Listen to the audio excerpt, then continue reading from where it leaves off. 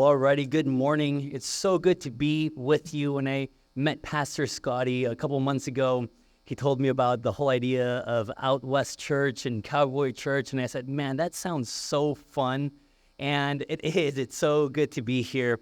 Like I said, and Scotty said, my name is Jonathan. I have the privilege of being the Latin America director for a ministry called Far Reaching Ministries, and even just being here for a few minutes before the service, a couple of people came up to me saying they're familiar with our ministry, with our founder, Wes Bentley. And so, it's a pleasure to be here. If you have your Bible, if you can open it with me to Mark chapter 4, verse 35. And as you're finding your place in your Bible, I just want to give you a quick overview of who we are as a ministry. Far Reaching Ministries was started about 25 years ago by our founder, Wes Bentley, who was a missionary in Russia that was a former Marine, and the missions agency that he was with at the time asked if he could help in Sudan because there was a civil war. And what they would do is the Muslim North would do raids into the Christian South, and they would steal the children to make them part of their soldiers. And so if you remember from the news a couple decades back, you would have pictures of an 8-year-old holding an automatic weapon. And so it was brutal. They would target orphanages, and they would steal up to 100 kids at a time, take the boys to make them children's soldiers, take the girls to abuse them. And so he began to train the local pastors to become armed chaplains and protect their villages. And so obviously outnumbered with raids of trained military from the opposition. And so that had to grow from just training chaplains to actually setting up safe cities where other villages could come in and spend the night. And that evolved to where now we've trained over 700 chaplains in South Sudan. We have over 400 active chaplains. We have 72 of our chaplains that have died. And so, usually when you think of missions, you don't think of something that is bellicose or that intense, but that's just the nature of our ministry. And so with being in a place as difficult as Sudan, it gave us a know-how to work in Muslim countries. So a little over 10 years ago, we started working in closed countries with radical Islamic governments. And so if you know anything about radical Islam, not all Islam is this radical, but people like Al-Qaeda, people like ISIS are so radical that right now, I read recently in the news, that in Afghanistan right now, music is illegal. Not a certain genre of music in general. And for Muslims, and this isn't just extremist Muslims, this is in the Quran, this is any Muslim, for them the worst crime a human being can commit is to abandon their Muslim faith for any other faith. And so they see Christians as perpetrators of the worst of crimes. I think to give us a moral equivalent, they see Christian pastors as we would see a child molester. And so when a Christian pastor is caught in one of these countries, they will kill him, they will kill their spouse, they will kill their parents, and they will kill their children. They'll go a generation up and a generation down. And so, for example, when Afghanistan fell and the United States government pulled out, we had 22 pastors and over 200 people, if you count their close families and their small churches. And we knew that every single one of them was going to get killed if we didn't do something.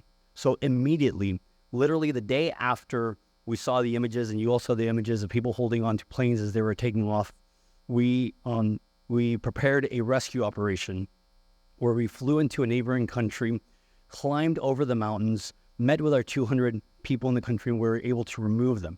It literally took a couple of weeks to get there. And even within that time, we lost 6 people in Afghanistan. So that's just the nature of our ministry. We were able to rescue 200 people. That was 2 years ago. We are still doing rescue operations to this day. We've been able to rescue 1,950 people out of Afghanistan that would have gotten killed. That's great. We're involved in Ukraine. We've trained and supported chaplains there. We have 30 chaplains there. We've built 200 homes for people that have lost their homes. We're sponsoring widows. We are feeding 15,000 people per month in Ukraine. And over the last couple months, the subject of Ukraine has become politicized, especially with the amount of support that is being blindly sent. A lot of people will ask us, should we be supporting the Ukrainian government, aren't they corrupt? That's what I've heard a lot. Isn't the government in Ukraine corrupt? I'm Mexican. I've lived in Mexico my whole life. English is my second language, so if I make any silly mistakes in my English, that's why. But I've lived in Mexico my whole life, so I know a thing or two about corrupt governments. And so I can say, yes, as a matter of fact, the government in Ukraine is corrupt. But I've also heard that there is, hypothetically, some corruption in the United States government as well. Don't quote me on that. So we understand that we're not going to work through the government. We work with our pastors because we're not looking to offer humanitarian aid only. We're gospel-centered. We believe in the power of planting churches. We believe in the power of the gospel. And so we do both because you have to do both in these war-ravaged parts of the world. And so we work directly with our chaplains. We've been able to build the houses through the chaplains.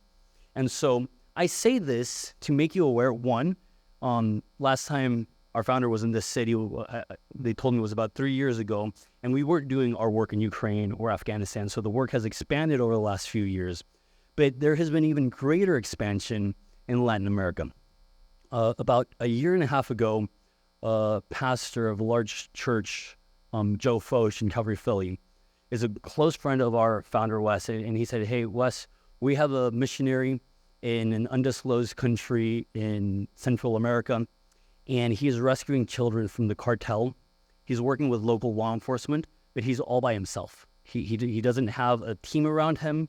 He doesn't have support, and it's really difficult to know which government officials are corrupt and which ones aren't. We've had brutal requests of just within governments, there's pedophiles.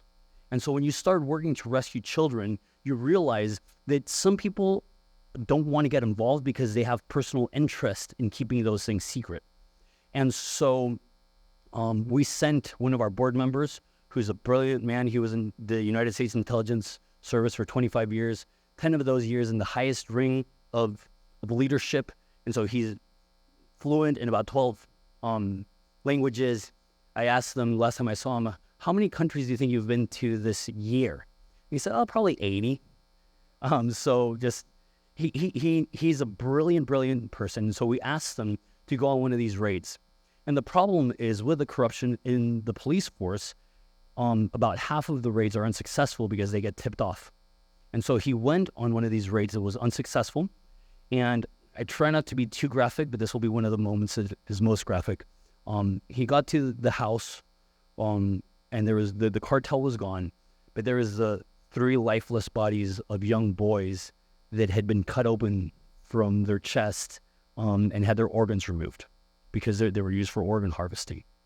And so he came back and he told us about that.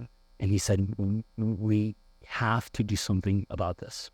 So we have heavily focused in Latin America with this work of rescuing children. I was a pastor of a Calvary Chapel in Mexico for 12 years, close with Wes, traveled to Africa twice with Wes, traveled to Russia once with Wes. And so he asked me to come on board to help lead the rescue operations in Latin America. And so we were able in this country to buy a home to continue rescuing children. We had originally bought a home that was enough for 30 children. We maxed it out. We built more. We have 45 children. And now we're building on top of that to be able to increase the capacity to 60 children. So in about a year and a half's time, we've been able to rescue just from one country, 45 children that were in the most hellish imaginable circumstances. We've expanded. We have about 4 countries where the highest level of government has contacted us. Because here's the thing. The cartel is real. And the cartel is serious. I was just asked yesterday, is Mexico as violent as they say? And that's a loaded question because Mexico is 130 million people and it's a very diverse country.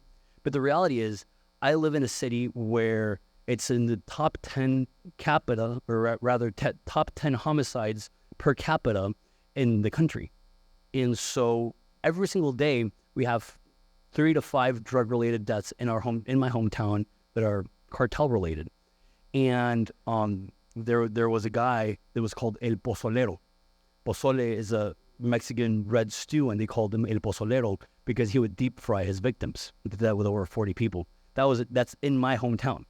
And so government officials that are straight, cops that are, on the straight and narrow, they fear for their families. They fear for their safety. And so it's hard for them to want to get involved. And this is one of the things that is infuriating, frankly. How many pedophiles are there for the cartel to be diverting their focus from drugs to children? It's just so widespread and so sickening. So these governments are asking us, can you please train our police force? Can you please help prime the pump to be able to start rescuing more children? So this has grown from nothing a year and a half ago to now we have 3 homes. We have 70 kids between the 3 homes. We have 1 new home that we're about to start. Actually, Pastor Scotty is likely going to go on a trip to see this new home because he wants this church to be involved. And so it's just one of those things where it is dark, but there is hope. It's dark because you can't imagine people doing this, but there is hope because there's finally people doing something about it. I was at a church recently, and an lady in her 60s came up to me and she said, I was trafficked in Southern California as a young girl. And you don't expect that. You expect that maybe in the Asian countries or in Latin America or in Eastern Europe. But in Southern California, she was trafficked as a 6-year-old. And she said nobody was talking about it. And I'm so grateful now that people are raising awareness. The movie The Sound of Freedom just came out, and it helps people be aware of the reality. So there is darkness, but there is hope. And isn't that a picture of the gospel? Isn't that a picture of Jesus? That Jesus goes to the darkest of situations to bring light and hope. And that is what we as Christ's body ought to do in this world. Like I said, if you have your Bible open to Mark chapter 4, verse 30 through 35, we're going to read the last few verses of chapter 4 and the first few verses of chapter 5 that are a story of just that. Jesus going into the darkness to bring salvation.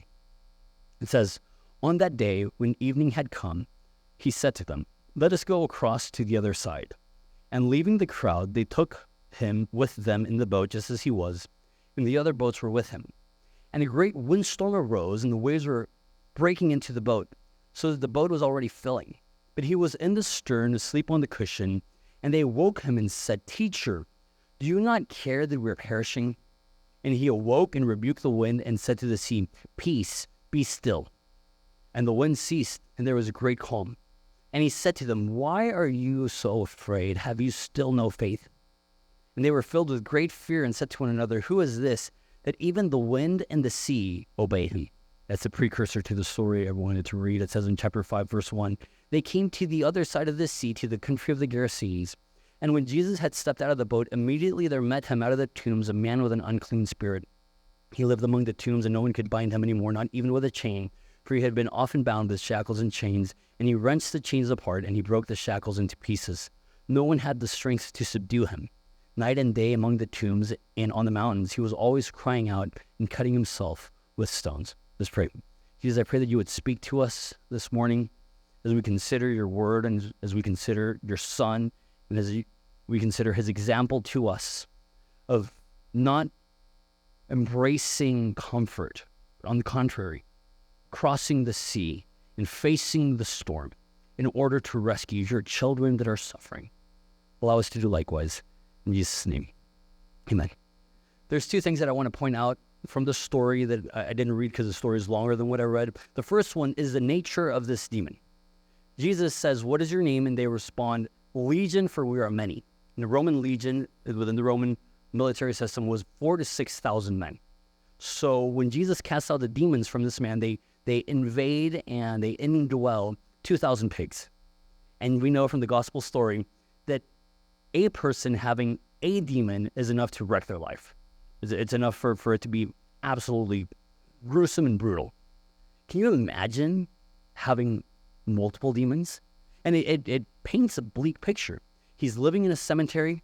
He's crying out at night. He's cutting himself with stones. People are trying to tie him and bind him with chains and shackles, and he's got superhuman strength where he's ripping in, and people are afraid of him. And nobody wants to approach him. That's why he lives by himself in a cemetery. And that's the person that Jesus goes after. I love that. I don't know if you've ever felt abandoned. I don't know if you'll ever be as abandoned as this man was. And that's the person that Jesus seeks to save.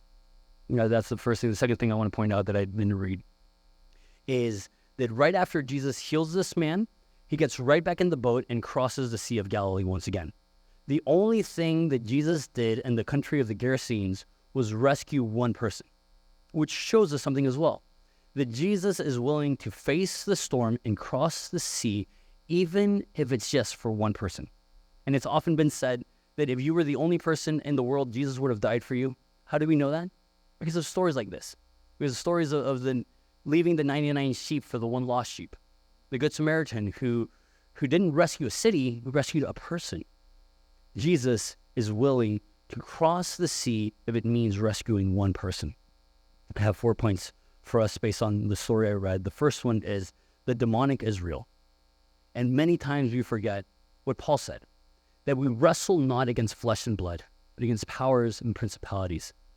And that's the only explanation for the evil that we see in the world.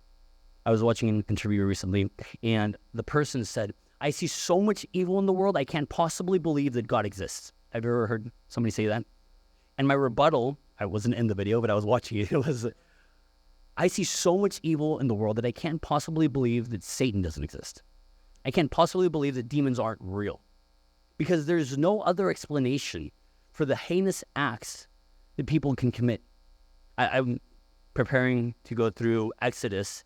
I was just reading through Exodus, reading the laws, and just saying, why is this in here? And it's in there because there's people that are that depraved that will do the very things that God is prohibiting. Why? Because the New Testament tells us that people will give themselves over to their desires. And in giving themselves over to their desires, they're allowing the demonic to control them. We see this in Africa with the indiscriminate killing of entire villages. We're seeing this in the war in Ukraine with the targeting. We had one of our chaplains that was captured by the Russians, and chaplains are supposed to be protected under international law, and they killed him in cold blood. And I've never seen something as demonic as what I'm seeing in Latin America with the sex trafficking and organ harvesting of small children. And the reason why it's so heinous is we assume that a child that is trafficked is a child that was stolen, at a Walmart or a mall, and that their parents are frantically looking for them and there's evil, and that does happen. But the majority of children that are trafficked in Latin America, one of two things happen. One, the cartel will go to impoverished people and straight up buy the child from them. And so the parents are just giving their children away, knowing that they're giving them up for a life of abuse. Or two, the worst, is a lot of highly impoverished or drug-addicted parents themselves are prostituting their own children. Now, if you know anything about Latin culture, I've traveled a lot. I've been to not as many countries as my friend, but I've been to a lot of places. And I can tell you for a fact that Latin America has one of the strongest mama bear cultures. That mothers are so nurturing and so protective of their children.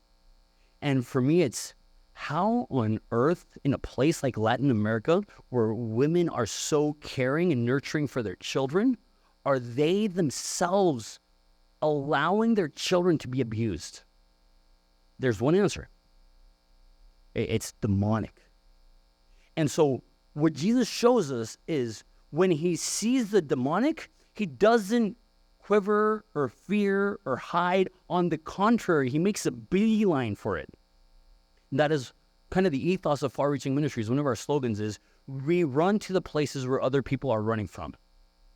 Everybody was afraid of this man. And that is the very man that Jesus wanted to free. The demonic is real. Point number 2. There will always be opposition. Every single time you choose to step out in faith and obey Jesus, there will be hardship that accompany it. I don't know why. I wish it wasn't the case, to be quite frank. I wish the longer you're a Christian, the easier it got. I was a pastor, like I said, for 12 years, and one of the things that was really common, and you probably have gotten this when there's a new believer, they would come up to me and they say, Pastor, I just became a Christian, and I'm so excited, and I'm doing things right, and I'm coming to church, and I'm praying, and I'm reading my Bible, and I'm giving, and why are bad things still happening to me? I would just look at them with a bit of compassion and a bit of irony and just say, brother, trust me, it gets worse. I don't know why, but the longer I've been a Christian, the more intense the battles get. That's okay. You know why that happens? There's two reasons why that happens. One, the more God uses you, the bigger the target on your chest is for the enemy. You just got to know, the devil is not worried about those who are apathetic and doing nothing. But the moment you choose to step into obedience, you will step into the enemy's radar, and he will shoot. And number two, and this is maybe the harder part to ponder, God allows it because he understands that God's men need to be strong. He understands that God's people need to have steel in their spine to be able to withstand the opposition that being used by God will bring. And God allows the hardship to train you, to prepare you. Almost everybody in our organization has prior military experience or law enforcement experience. I don't. I'm just a pastor. And if you would have asked me a couple of years ago if I saw myself working for Far Reaching Ministries, working for Wes, I would say, God bless Wes, God bless Far Reaching Ministries, but I don't see myself working there. And it's funny, how God works, because just in general, my sister's a pediatrician. And I remember she was working, I don't remember how to say this in English, is it oncology, the cancer? And she was working with cancer patients, with kids that had cancer. And I remember telling her, I could never be in an area where I was having to see children suffer. And now that's become my life. And it's just one of those things where you just never know where God is going to lead you, but this is what I'm trying to get at. But God will train you for it. You know how God will train you? Through hardship. When I was a pastor, we had a large church and we would do tours. We had a couple bands and we go to different cities. And in one of those tours, we went to a city that they had just killed a head narco, and there was one of the worst battles for the city of two rival cartels. There was people with walkie-talkies on every corner. We had a big 40-passenger van and a 15-passenger van and a couple of cars. And we got to the gas station, and they just looked at us and told us, "What are you doing here?" Like, well, we're here to do a Christian event, And they kindly, I guess, said, if you want to know where all the shootouts are happening, go to this website. It was Reynosa Code Red, which was kind of them, I guess. But imagine having 60 people that have access to seeing where all the shootouts are happening. Like, okay, there's a shootout 2 blocks in that direction and 5 blocks in that direction. And while we were there, which we were only there for 2 days, there was a shootout between a military helicopter and a drug convoy. So just a war zone. You could see the horizon just smoke. And so we did our event, and we had 1,000 people show up. We didn't think anybody was going to show up. It was just confirmation that where it's dark, people are open to the gospel. And we knew that in parts of the country that are that controlled by the cartel, they control the entry and exit of the city. So we were obviously nervous leaving the city. It's not the most... not the safest way to have a big bus and a big van and a trailer. And so as we were leaving town, a pickup truck sped past us and blocked the 2-lane freeway. And 4 armed men got out and started walking towards us with their automatic weapons. And so we put it in reverse and we tried to, do a UE, but as you can imagine, in a 2-lane highway with a 40-passenger bus, it wasn't a UE. And it wasn't a 3-point turn. It was like a 15-point turn as we're slowly trying to get out there, as we're seeing these men approach us.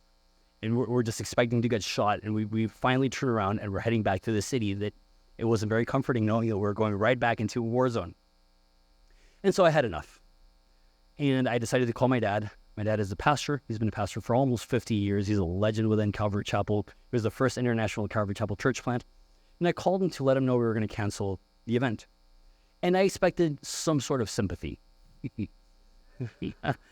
I expected him to be like, my boy. And I called him and I said, Pops, this just happened. We just got set up on the highway. Everybody's afraid. I'm afraid. We're going to have to cancel. And his response was the training I didn't know I would need for this new season. He said, don't cancel. If you have to go by yourself, but don't cancel. And this next phrase has been seared on my conscience. He said, Christians for the last 2,000 years have been putting themselves in harm's way because they believe in the power of the gospel. And if you cancel, you're telling the city that their city is too dangerous for Jesus to be preached in.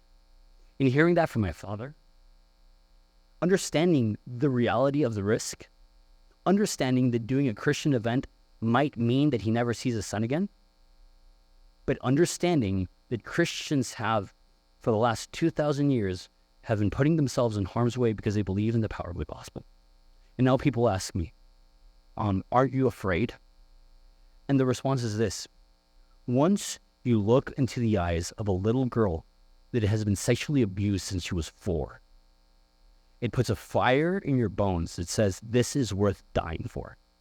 Whatever happens, and it's something I've spoken to at length with my wife. I'm 34, and I've told my wife, if I live to 40 or I live to 80, I don't care. The only thing I care about is 2 things. Upon dying, hearing, well done, good and faithful servant, and seeing one more girl rescued. Seeing one more girl being pulled out of this hellish of experience. The demonic is real. 2, there will be opposition. 3, I'll do the last 2 points a little bit faster. Jesus can calm the storm. And this is our none of us have a death wish. We're just realists. In Africa, we've had 72 people die. In the Middle East, we've had dozens of people die. And it's a matter of time before we start having people in Latin America die. We had our director for this first country that I told you, his wife got kidnapped. The good thing is the operations were just starting. They didn't know the extent of our operation, or they would have killed her. We were able to get a ransom, and we were able to get her. But this is just the reality.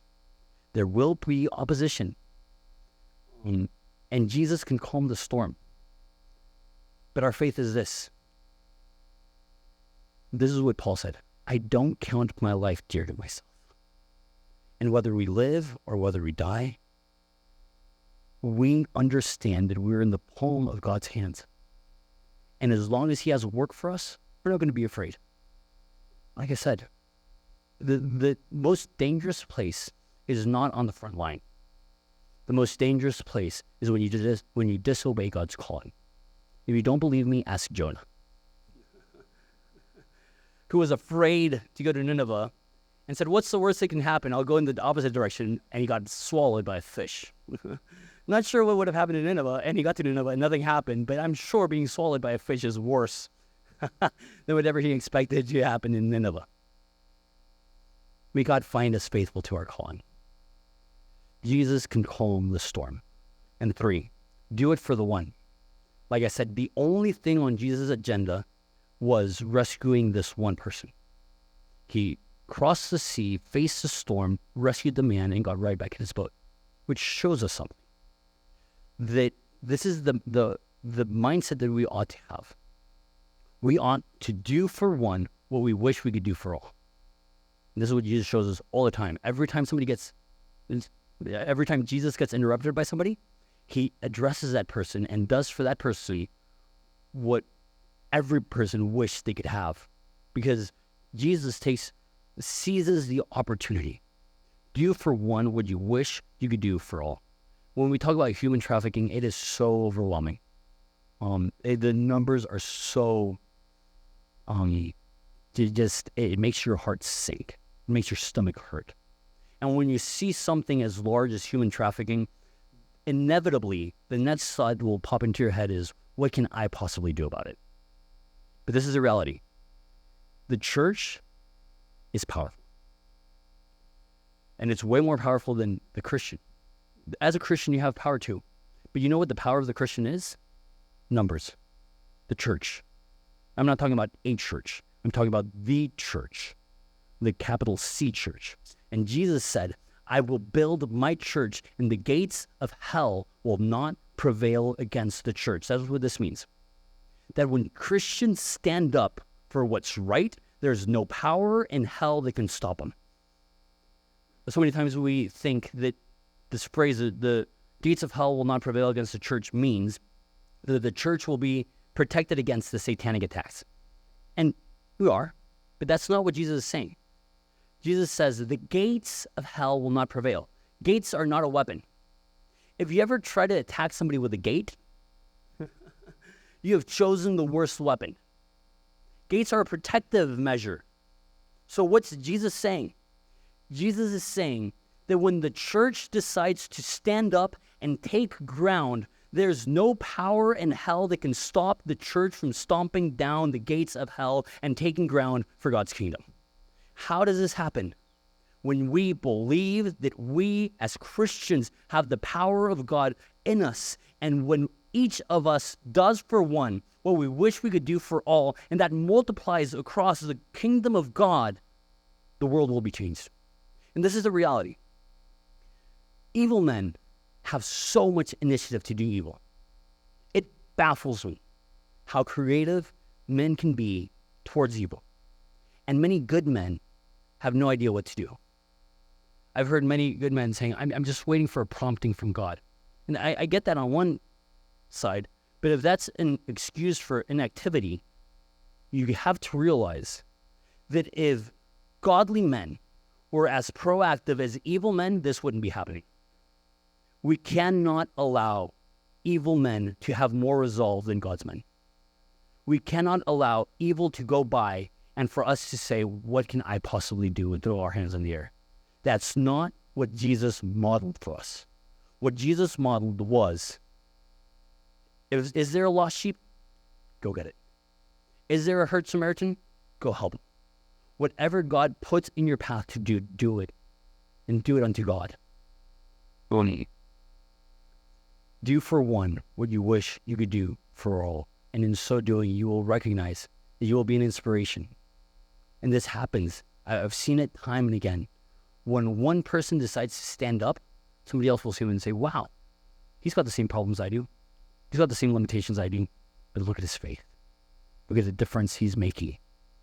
And that inspires other people to stand up, and other people to stand up, and other people to stand up.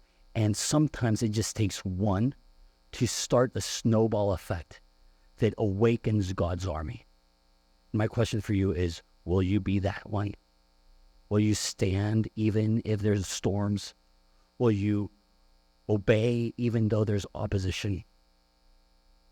God has called us to have more resolve and more courage than those who are outside of God's kingdom.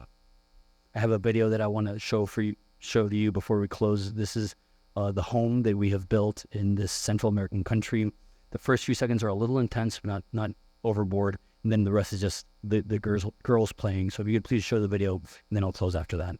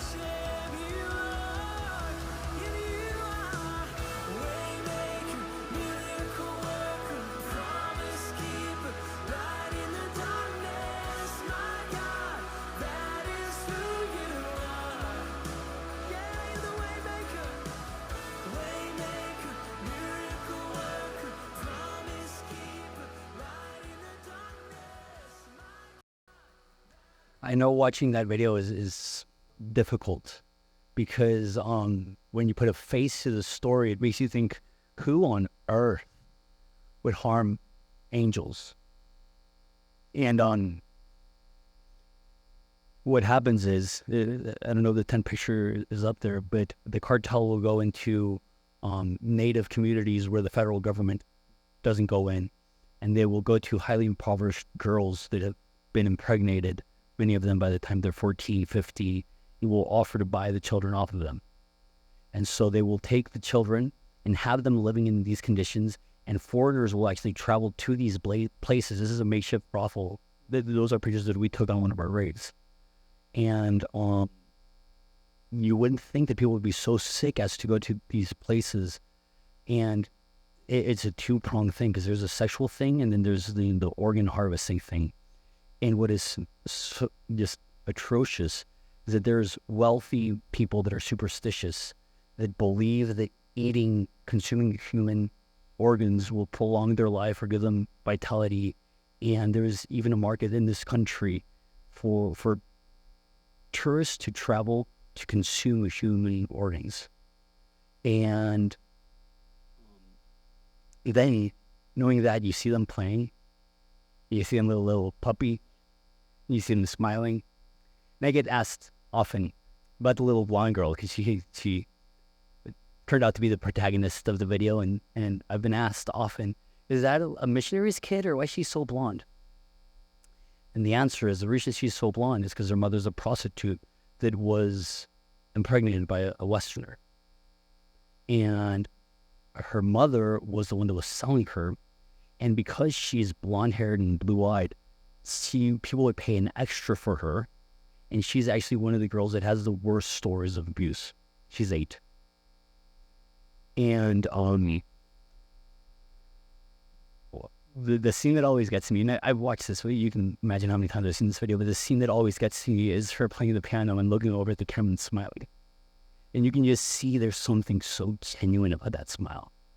And these are kids that had their innocence stolen from them.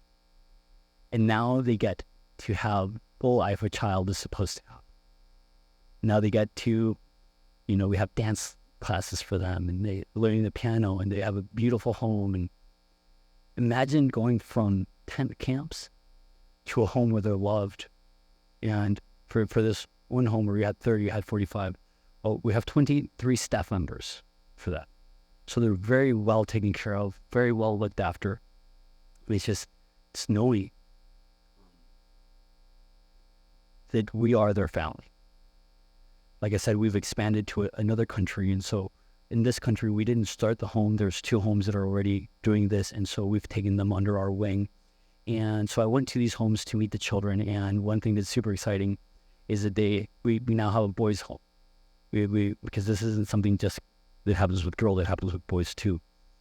And I was so excited. I have an 11-year-old son. And so there was an 11-year-old boy there. And obviously, as a father, you look at a kid that's your kid's size and age, and right away you gravitate towards him. And I wasn't thinking. I said hi, and I put my hand on his shoulder, and he almost shrieked. He was so afraid. And we took them all to the mall. We bought them McDonald's, some ice cream and clothes. And there's one boy who wants to be a lawyer, so we bought him a suit. And it was very cute. And these are the people that have protected them. So that's what they want to be, pastors or psychologists or social workers or lawyers. So those are their heroes. And so this young boy that was my kid's age, had a teddy bear with him the whole time we were in the mall. We were there like 6 hours. And he wasn't holding him by the hand. He was embracing his little teddy bear the whole time. And it made me think, remember in cartoons that sometimes the kid would have a little blanket, and it was just this little emotional thing there to have something to hold on to. He was like that with a little teddy bear. And when we got back to the home and we had to say goodbye, hey, we have to leave. And by that time, I spent half a day with him, so he was a lot more comfortable around us. And when I said, we have to go, he said, wait, don't go. And he ran up to his room and he pulled out another teddy bear. And it was a teddy bear that's so worn that it doesn't have eyes. And he said, I want you to have this. And at that moment, I was unsure if I should take it or not, because this is obviously his buddy. This has been his companion. But he had another teddy bear. It wasn't the teddy bear he was using that day. Man, I just felt like, I felt so honored that he would want to give me his teddy bear. So I accepted, and I got on one knee, and I said, this is the best gift that anybody has ever given to me. And I have it right on my desk. I see it every day. It literally is my most prized physical possession. And when I got home, I was so excited to share with my kids. And I have a 11-year-old, 8-year-old, and a 2-year-old. And obviously the 2-year-old is too young. With the other ones, they're too young for me to tell them exactly what I do. So I just tell them, Daddy rescues kids that have been stolen. And so I was so excited to share with my kids, look, one of the boys that we rescued, he gave us this teddy bear. And she asked what any kid would ask. And obviously, as an adult, maybe you're jaded. Maybe you're just not thinking, because you're just thinking as an adult, thank God he's safe. But as a kid, my daughter asked me, that's great, Daddy. Did you give him back to his parents? His dad ran a brothel where he had his own son working every day. And that's the circumstance he was rescued out of.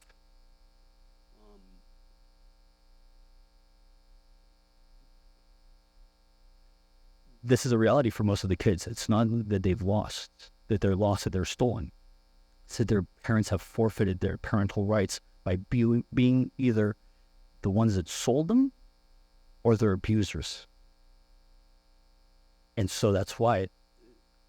But another thing that I was super surprised by is a lot of the homes that rescue them will only have them for a year. I said, where are they going to go? And so the older girls were already doing a fund to be able to pay their rent until they have a good paying job, pay their university, pay their vocational school, make sure that we're not only rescuing them, but we're allowing them to be put in a place where they can make a decent living and have a normal life where they're not worried about where their next meal is going to come from. And that's for the older ones, but for the kids, the younger ones, I was talking with the director just recently, and he said many people are fascinated by the rescue side. But the rescue side is just the first step. The most complex part is the redemption side. This is the restoration side. It's seeing an 8-year-old that has been through more than we can possibly imagine and reminding her that Jesus loves her. Reminding her that she's a princess. Actually, this little blonde girl's younger daughter, 7 years old, is a lifelong pickpocketer. So we have to have somebody with her 24/7. We call her the Shadow. And we took the girls to the mall as well. It was a little different when we took the girls because we took 30 girls to the mall at once. And if you've ever gone to the mall with your 2 teenage daughters, it's an undertaking. And we went to the mall with 30 girls and said, you can pick a pair of shoes, pants, shirt, sweater, and an accessory. We were there for like 6 or 7 business days. And they're so well behaved. It was incredible. But one of the interesting things, was that this girl that was a pickpocketer, the Shadow saw her grab a candy bar and stick it in her pocket. And she didn't say anything. She just wanted to wait and see what she would do. And a few minutes later, she pulled a chocolate bar out of her pocket and put it back on the shelf. And when she shared that to us, she was weeping because we understand that they're rescued in an instant, but the healing process takes years. And so when you see growth, you celebrate it. When you see God working in their little hearts, you celebrate it. And this is what we get to see. And this is why we do what we do. Because we've looked into the eyes of girls that have been so hurt, that are smiling, that are playing, that are dreaming the dreams of little girls are supposed to dream, that are going to sleep at night without the worry of where their next meal is going to be, or if they're going to be cold or warm, or if they're going to be able to go to school or not. And give them the dignity that every child of God deserves. We have code names for everything, obviously. We were extremely secretive about what we do for good reasons. And so our code name for this home is Little Starfish. And it's based out of a story that there was a storm that blew a bunch of starfish out on the sand, and tens of thousands of them, and if you didn't throw them back into the water, they were all going to die. And so a young kid goes out and starts, tossing the starfish back into the ocean, and he's just having a great time saving all these little starfish. And this jaded old person comes up to him and yells at him and says, "What are you doing? There's too many of them. What you're doing doesn't matter." And he throws one and he says, "It mattered to that one." That is our heart. We want to do for one what we wish we could do for all. And so many times in the church, you'll hear God called you to be a world changer. You know how you change the world? By changing somebody's world. God has not asked you to put the burdens of the world on your shoulder. Only his shoulders are broad enough for that. But he has asked you to take the burdens of a person for a mile or two and say, I will not live my life in comfort and ease, focused only on my pain and my problems, when there's people around the world that I can make an impact with. There's starfish that I can save. And this is our heart. Our heart is that we as God's people must have more initiative than the opposition. That's just a fact. We cannot sit idly by while they're working their butts off. So we will go, and we'll work, and we will do whatever we can. And this is our idea. We activate the church, understanding that when they do for one what they wish they could do for all, and we do it collectively, it's the idea. You go for the starfish, we'll go for the ocean. We're not going to stop until we see hundreds, if not thousands, of children that will have their lives restored because somebody somewhere cared. That is my prayer for you. The way we do our ministry is that we raise sponsorships for the girls and for other ministries. And so I've brought 3 ministries that I'm representing today. The first one, we call it Potatoes for Grandmothers. This is, we support widows and the widows and the elderly in Ukraine. And so all of these cost us about $500 a month. And so we know that that's too much to ask for a person. So we have to raise several sponsorships per person. So the suggested donation for all of these is $75 a month. So if you'd like to sponsor an elderly in Ukraine, you can do so for $75 a month. We also have pastors in the Middle East. If you'd like to sponsor a pastor in the closed world of Islam, that's $75 a month as well. And obviously where my heart is, because this is where, 24/7 my mind is at, is with our children in Latin America. If you'd like to sponsor a child at $75 a month, like I said, we have to raise several sponsorships per child to be able to afford this. We're expanding. We're building new homes. We got gifted a beautiful home in a beautiful city that we're getting ready to launch, hopefully by early next year. And so it is important that as we raise support for these children, that we do it in a biblical manner. What that means is God has called every single person here to be faithful to give to their local church. So please don't take from your tithe money to give to our ministry. Yet I understand how compelling this is. And I want every single person here to be able to take one of these home and say, this is my starfish. This is the contribution I made to end this madness. But please don't take it out of your tithe money. And for some of you, being faithful to your local church will mean you don't have it in your budget to be able to help. Please pray for us. For the majority of people, $75 is doable. And if you do that, God bless you for that.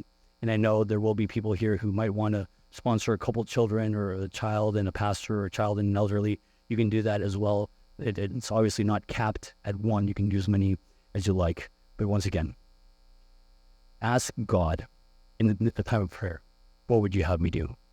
And once again, as you pray that, remember, Jesus was willing to cross the storm, or rather to face the storm and cross the sea to rescue one. And may he be our example. Let's pray. Jesus, I thank you so much for the opportunity to make a difference. And just as our hearts break for this reality, we're also invigorated by the reality that we can make a difference. That the church is not powerless in the midst of opposition. On the contrary, we stand in boldness, knowing that nothing can stand against your people. You are a shield around us. You are the lifter of our head. You are the God of angel armies.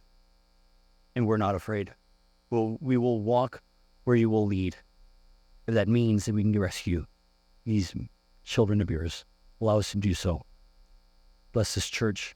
Bless Pastor Scotty. Bless his family. And let us make a real difference. In Jesus' name, amen. God bless you.